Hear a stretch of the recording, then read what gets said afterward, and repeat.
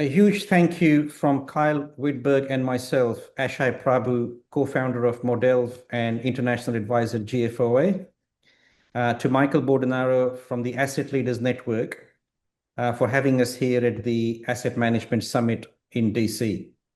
We unfortunately can't be live, so we're coming in online.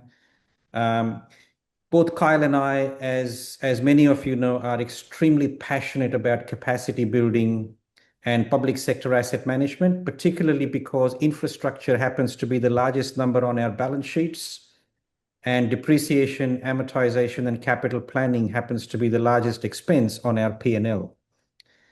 And the purpose for which we get out of bed every day, really passionate about this stuff, is there is trillions and trillions of dollars invested in this infrastructure, which is important that it gets preserved at optimal levels so the future generations can continue to enjoy as demographics shift, as climate impacts start to play, and as our technology and our processes in capital planning become more sophisticated.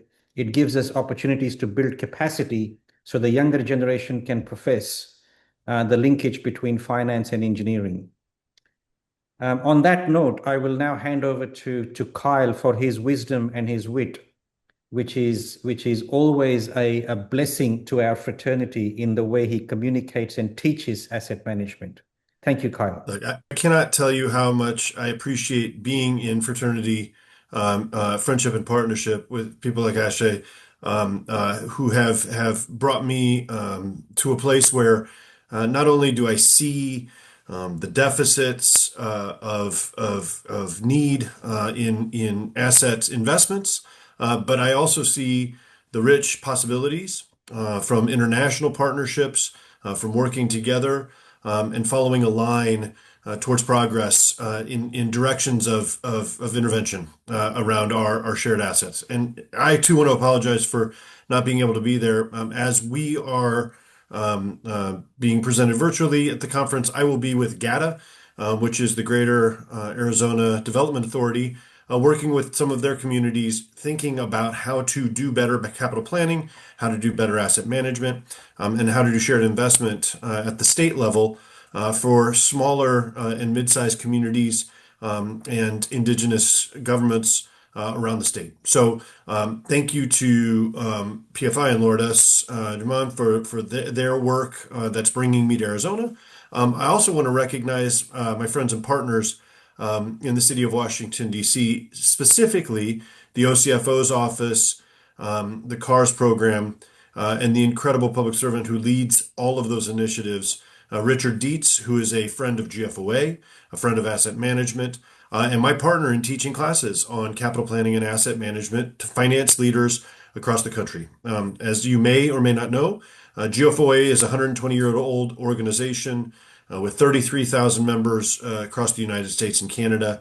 And we work on many aspects of government finance, but specifically in my work, helping governments shore up capital plans, helping governments think through policies that do the work of setting the table locally for asset investment, good, stable financial forecasting, and long-term financial plans that have asset management and capital planning at their core, supporting the work of governments. I also, with Ashay, have helped facilitate multiple international learnings, bringing government leaders from Australia to learn in the United States, and vice versa. We have knowledge sharing through IPWEA and shared presentations at IPWEA and GFOA conferences, and thought leadership from people around the world that lean in to make this go better for the entire fraternity of asset management. So on behalf of GFOA and the work that we are pleasured and privileged to do across the US and Canada and internationally with partners like Ashay and others, thank you for the work that you're doing at the summit. Thank you for the work that you're doing every day in your corner of the globe. And all of my best and support in continuing to do that work.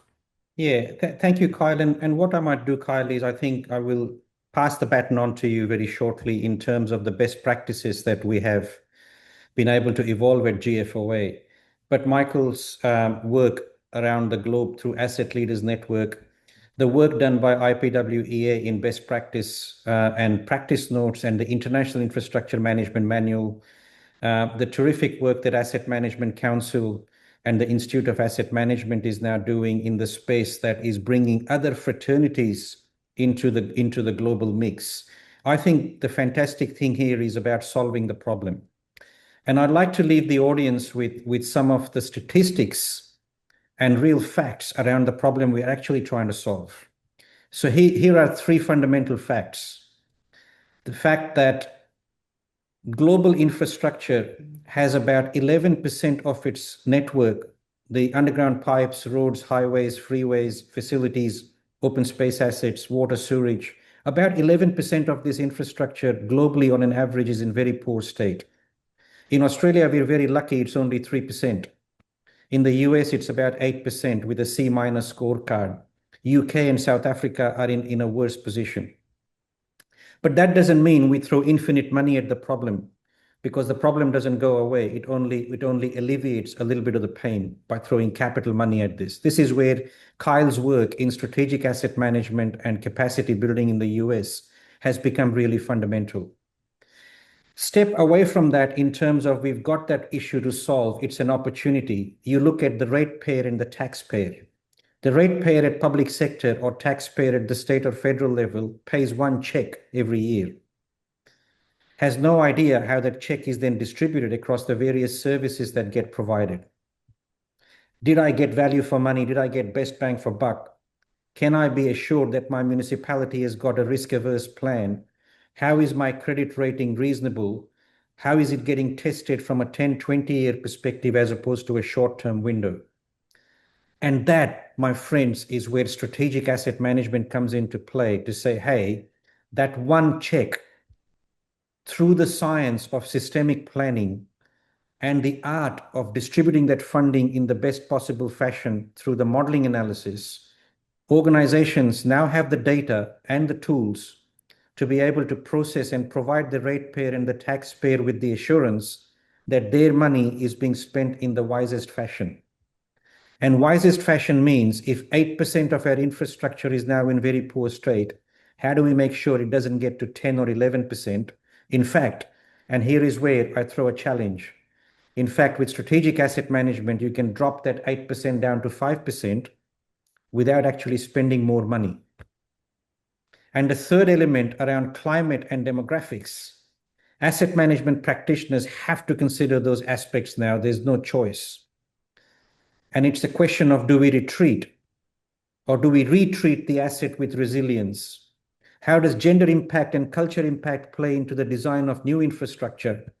How do we make our assets more climate resilient so the sports pavilions can continue to provide sports on a Sunday afternoon? So the asset management plan is not just number juggling. And no one says it better than Shane Kavanagh and others at the GFOA when they say rethinking budgeting isn't just about numbers. Rethinking budgeting is about providing choices to our communities about how they would like their budget spent. And that's where, Kyle, I appreciate the great work you've done in building capacity into American government and the great work that IPWEA and the Asset Management Council is doing, including the Institute of Asset Management, in providing capacity building into their sectors. And I think our job is to bring it all together. Yeah, So and for anyone who's interested, GFOA does a number of best practices that are available online, gfoa.org. And these are built by our peers across the country and across Canada. And there are great thoughts inside of that that Ashley touches on. Thinking long term.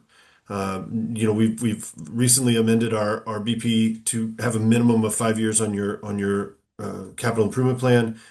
We want you to avoid the most expensive addiction in government, which is the cutting of ribbons.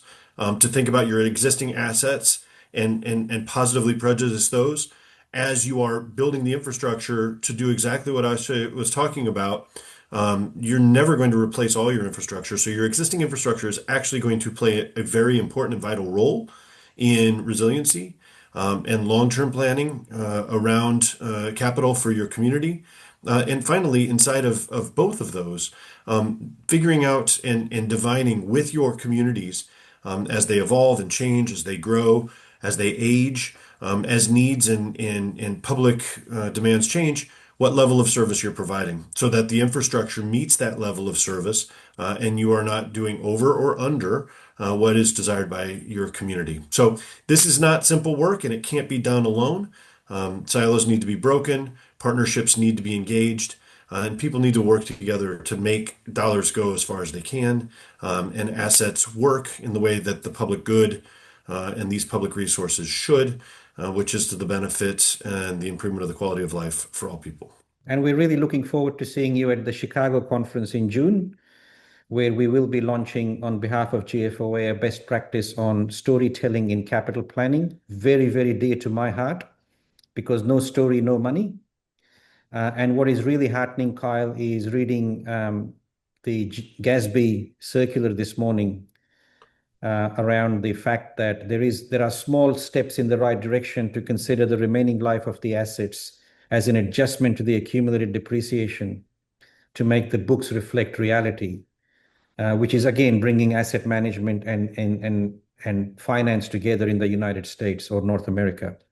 And so thank you, Michael, for your leadership in joining the dots and bringing capacity building together in different streams. There's public sector, there's state government, there is private industry, and then there is a whole sphere of innovation that the consultants are doing. And bringing it all together, I think, is really good for our industry. Thank you. Agreed. Thank you, Michael. And thank you, Asset Leadership Network, for the opportunity for us to present.